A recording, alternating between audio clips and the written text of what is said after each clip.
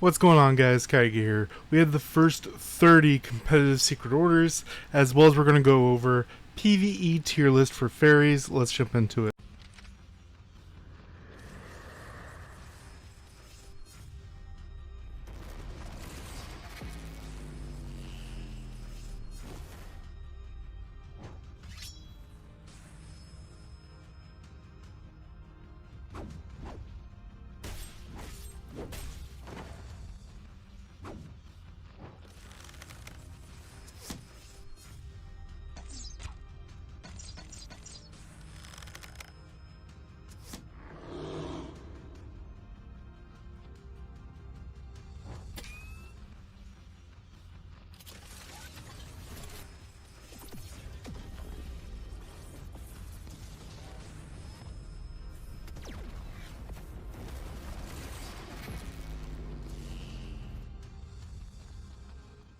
Alright guys, so as you see right here on my Discord under Neverland resources, my most recent post here is the first 30 secret orders. There's going to be 50. I'm going to keep updating it as we go forward.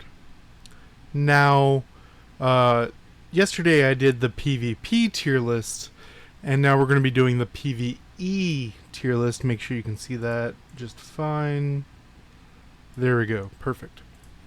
Now, something that was changed actually between the two videos is Dahlia, the new fairy, after my testing video, and it was reported because of the video, they're making a change to Dahlia's ability.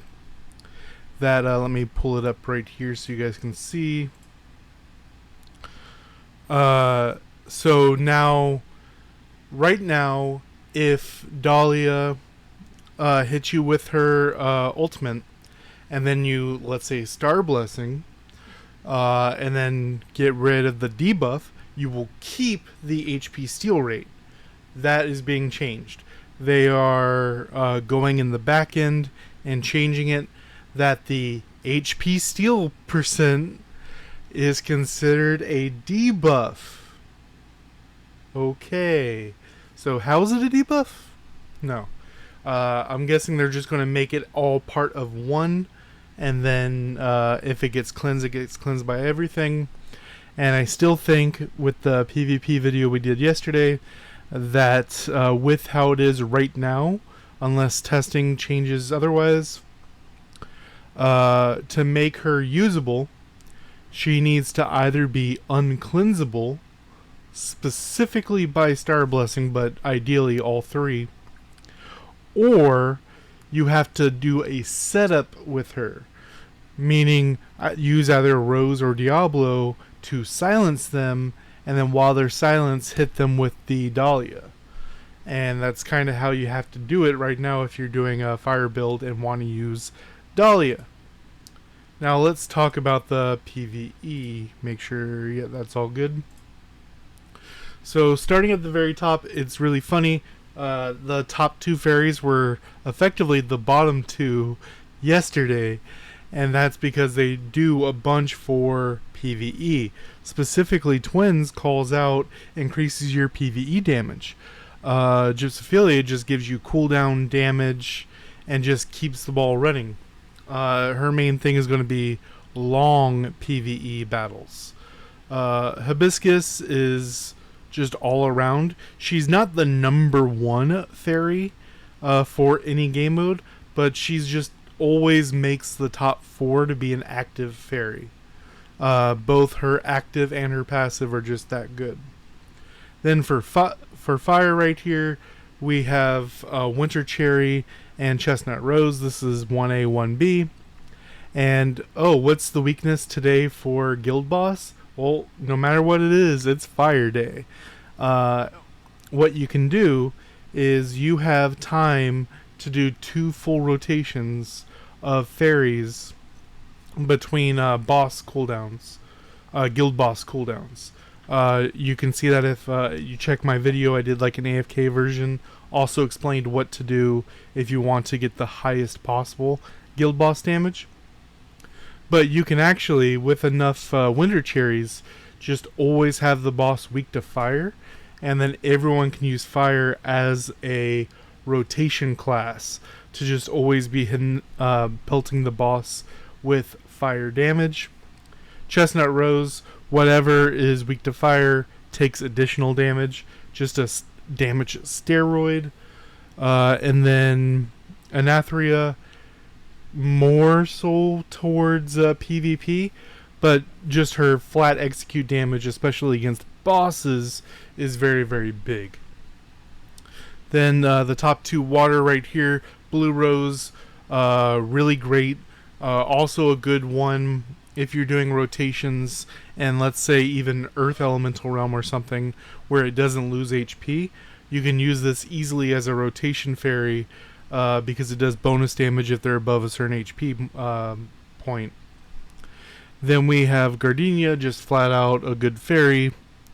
We have Dandelion and Almond Blossom. Just, there's too many things to mention with these two fairies for PvE, but the main thing is going to be you can decide with Dandelion what version you want her to do. You can either use her in the active with other wind fairies to get that wind bonus, or you can do a rotation where you're coming from, let's say, fire, and then get that fire bonus on your Dandelion. Also does not the highest damage, but it does it just in that same spot over and over, very similar to Gypsophilia, so just definitely very good. Earth, both of these are just really strong. We have Tulip that's going to give you a huge damage steroid when you swap onto her, as well as Carnation is just going to do a tons of damage, slightly pull them in a little bit, as well as if you're full Earth, every tick of her ability is going to erode them, which is like a poison type effect. Laurel, just damage, but high enough damage to be here. Then we have Rimuru. Not very many bosses are affected by this, and it's actually not the highest damage. But there are some key bosses that Rimuru can strip, as well as it hits 8 times, so it's a deceptively high amount of damage. Then we have Dahlia. She gives you great stats for PvE, and her effect, the burning effect, is actually very good in PvE. As well, especially if you use Ixoria, the third fire fairy here, before her, because Ixoria will give you an attack boost, which will increase the amount of poison damage, or burn damage, however you want to call it, that Dahlia will deal. And then we have Hydra of Flames. High damage, just if you saw my testing video of her, she was level 1, low stars when I did that initial testing video, and she was catching up with all the other fairies that were 400, Rainbow 3, just very, very strong. 1A, 1B, these are really the sisters when it comes to water, Lotus and Hydreiga. Nothing much to say there. They're just 1A, 1B always. Then we have Balloon Flower and Hyacinth. Balloon Flower is really, each of the elemental realms, there's one fairy where it's kind of built around. Where this one, Balloon Flower, is really the one that's built around. There's a bunch of monsters and you pull them in. It also does a defense down, which can be very, very impactful. And then you have Hyacinth for the cooldown, very good. Foxglove, if you're using a class that can get barriers easily, or you have a core or something that allows you to get a barrier, get that bonus crit rate, allowing you to hit those higher numbers, especially in something like Path of Fire. Then we have Licorice and Milim. Both of them are here for the same reason.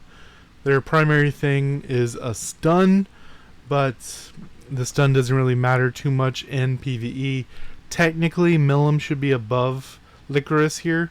That was a mistake on my part because Milim, if you get her high enough star level, she will heal based on damage done, and that could matter on some occasions.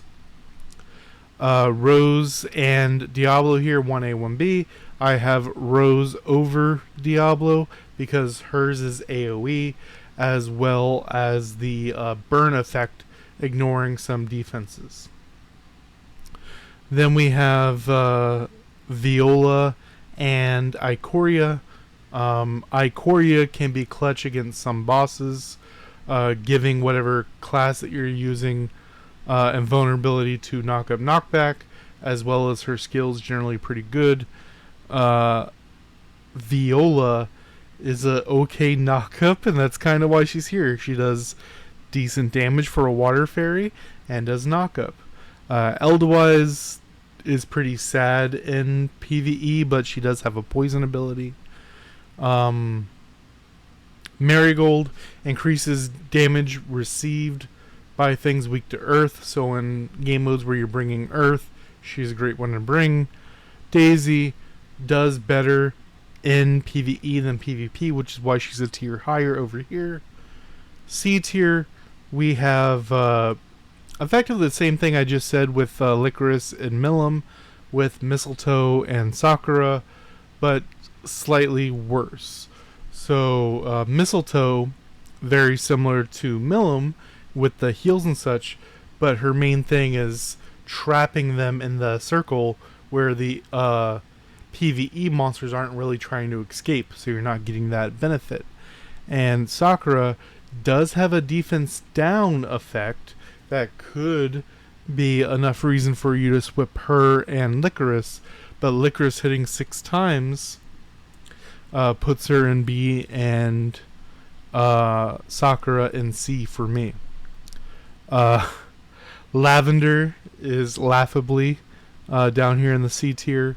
Is better than Candok, which is the only reason it's in C and not D. Camellia, primarily just damage, but it does enough damage to be in the C. And Primrose just does damage, gives you some damage reduction, which is enough reason to be in C tier, as well as, like I said earlier with Balloon Flower, with the Earth Elemental Realm, it is built around Primrose being the fairy here, doing that stun effect. Let me know what you guys think down below. Till next time, guys.